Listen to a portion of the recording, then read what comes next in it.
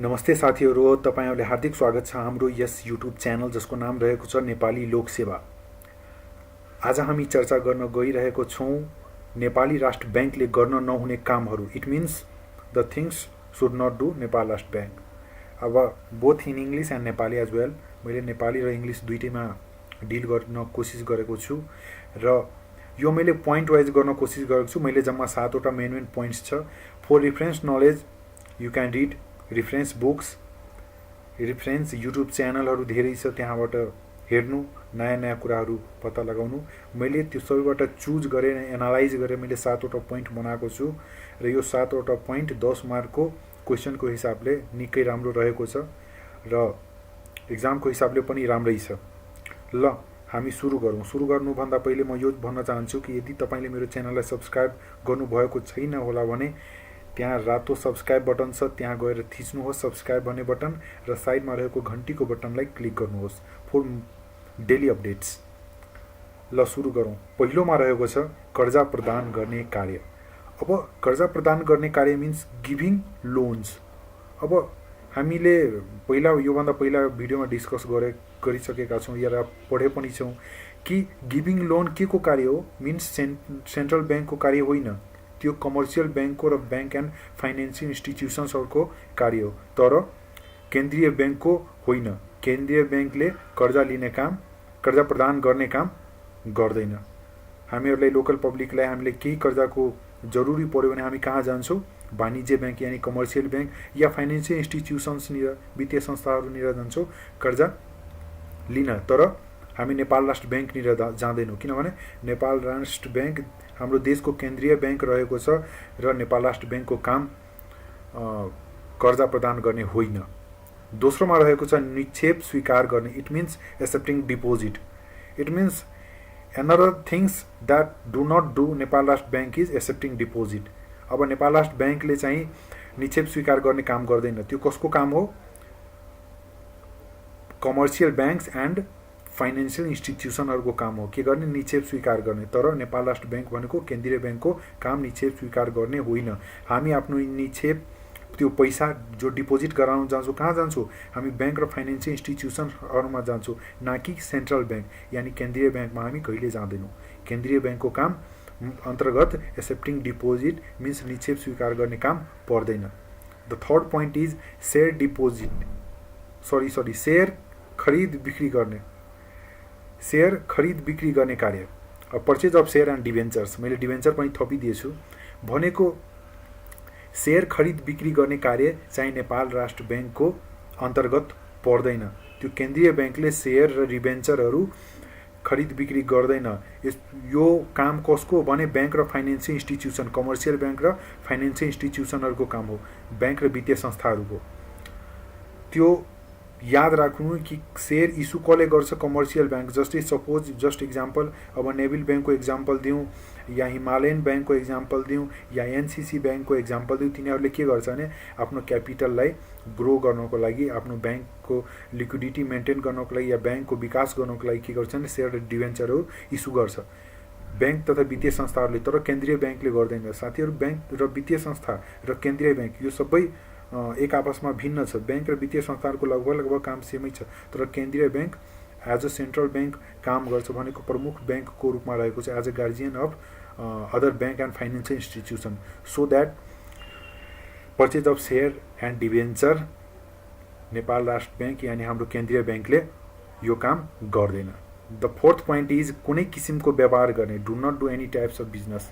अब Nepal Rastra Bank do not do any types of business गर्दैन, एउटा पनि कार्य यस्तो प्रकारको गर्दैन कि अब कुनै व्यापार भनेको अब जस्तै खरिद बिक्री गर्ने पैसाको मोटिभले, अब मैले सपोज यो यति फर्निचर किने, यति फर्निचरबाट यति 10 लाखको फर्निचर म 15 लाखमा बेच्यो भने मलाई 5 लाख प्रॉफिट आयो। त्यो व्यापारीको काम हो, न कि हाम्रो केन्द्रीय बैंकको। इट मिन्स सेन्ट्रल बैंकको। सो नेपाल राष्ट्र बैंकको कामको अन्तर्गतमा यो व्यापार भन्ने शब्द नै आउँदैन। त्यो व्यापार कुनै किसिमको लाभांश प्राप्त गर्ने चाहिँ व्यापार केन्द्रीय बैंकको काम अन्तर्गत पर्दैन। द फिफ्थ पोइन्ट इज कुनै तरिकाबाट चल अचल सम्पत्तिमा अधिकार प्राप्त गर्ने। It means right on fix and current assets of any firm. अब कुनै सङ्घ संस्थाको चल अचल सम्पत्तिमा अधिकार प्राप्त गर्ने काम नेपाल राष्ट्र ब्याङ्कको काम कर्तव्य अधिकारको अन्तर्गतमा पर्दैन। नेपाल राष्ट्र ब्याङ्कले कुनै तरिकाबाट कुनै सङ्घ संस्थाको चल या अचल सम्पत्तिमा अधिकार प्राप्त गर्न पाइँदैन या सक्दैन। त्यसको काम अन्तर्गत पर्दैन। यो काम अन्तर्गत कसको पर्छ भने ब्याङ्क तथा वित्तीय संस्थाहरूको। अब ब्याङ्क तथा वित्तीय संस्थाहरूको कसरी पर्छ भने सपोज मैले चाहिँ एसबीआई ब्याङ्कबाट मैले 50 लाख लोन लिएको छु, तर मैले टाइममा चुकाउन पाइरहेको छैन। मेरो जुन लोनको प्रोभिजन अफ लोन लस जो जति छ नि त्यो मेरो सकिसकेछ। इट मिन्स मेरो ब्याड डेप्टमा गइसकेछ भने ब्याङ्कलाई राइट्स हुन्छ कि म माथि कारवाही गरौँ र मेरो चल र अचल सम्पत्तिमाथि अधिकार प्राप्त गर्ने राइट्स हुन्छ। कसको? ब्याङ्क तथा वित्तीय संस्थाहरूको, न कि केन्द्रीय ब्याङ्कको। केन्द्रीय ब्याङ्कको काम यो होइन। ब्याङ्क तथा वित्तीय संस्थाले यस्तो काम गर्न सक्छ, तर हाम्रो सेन्ट्रल ब्याङ्कले यो काम गर्दैन। त्यसैले कुनै तरिकाबाट चल या अचल सम्पत्तिमाथि केन्द्रीय ब्याङ्कले अधिकार प्राप्त गर्न सक्दैन।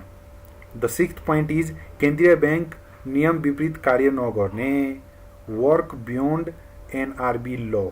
अब केन्द्रीय ब्याङ्क भनेको नेपाल राष्ट्र ब्याङ्क हो। नेपाल राष्ट्र ब्याङ्क भनेको केन्द्रीय ब्याङ्कको रुल एन्ड रेगुलेसन बनेको चाहिँ एक्ट 2058 एक्ट छ, अनि बाफियाहरू पनि छ भनेको त्यसको विपरीत। It means Nepal Rastra Bank do not do any kind of work against NRB act और NRB law. It means they never go beyond NRB ल।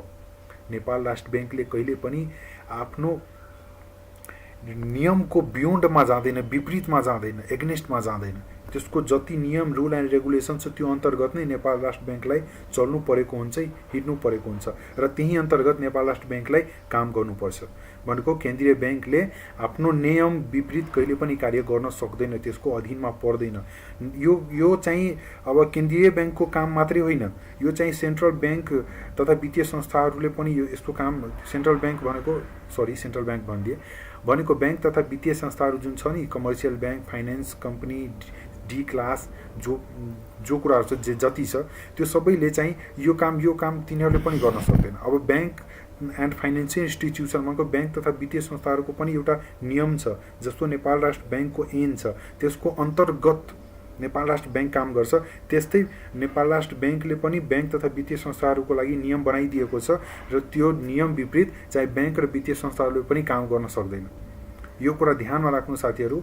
चाहे त्यो ब्याङ्क होस्, चाहे वित्तीय संस्था होस्, चाहे कुनै क्लासको ब्याङ्क होस्, त्यसले आफ्नो रुल एन्ड रेगुलेसनको बियोन्ड भनेको विपरीत जान सक्दैन। र यस्तै नियम लागू छ हाम्रो केन्द्रीय ब्याङ्क भनेको नेपाल राष्ट्र ब्याङ्कमा पनि यस्तै नियम लागू छ कि केन्द्रीय ब्याङ्क नियम विपरीत कार्य नगर्ने भनेको काम गर्न पाइँदैन। वर्क बियोन्ड एनआरबी ल भनेको एनआरबी लको विपरीत चाहिँ नेपाल राष्ट्र ब्याङ्कले काम गर्दैन। लास्टमा छ जमानती बस्ने। It means guarantee. अब ग्यारेन्टी भनेको के हो? जमानती बस्ने भनेको के हो? मैले योभन्दा पहिलोको भिडियोमा बनाइदिएछु। त्यो के भन्छ वाणिज्य ब्याङ्क तथा वित्तीय संस्थाहरूको काम हो ग्यारेन्टी बस्ने, न कि वित्तीय संस्थाहरूको काम होइन। यो वाणिज्य ब्याङ्कले मात्रै काम गर्छ ग्यारेन्टी बस्ने। र वित्तीय संस्थाहरूले कुन अवस्थामा गर्न सक्छ? यदि नेपाल राष्ट्र ब्याङ्कले अधिकार दियो भने त्यस बेला मात्रै वित्तीय संस्थाहरूले ग्यारेन्टी बस्ने काम गर्छ। अब काम छ यो ब्याङ्क वाणिज्य ब्याङ्कको, तर यसमा मैले लेखेको छु जमानती बस्ने कार्य नेपाल राष्ट्र ब्याङ्कले गर्ने। वास्तवमा जमानती बस्ने कार्य कसले गर्छ भने वाणिज्य ब्याङ्कहरूको काम हो जमानती बस्ने कार्यहरू गर्ने। अब जमानती भनेको मैले अलरेडी योभन्दा पहिले भिडियो बनाइदिएको थिएँ। सपोज मलाई कुनै सामान कुनै व्यापारीबाट धेरै मात्रामा धेरै पैसामा चाहियो उधारो, यदि म त्यो मान्छेसँग उधारो माग्यो भने त्यसले ममाथि कसरी विश्वास गर्छ?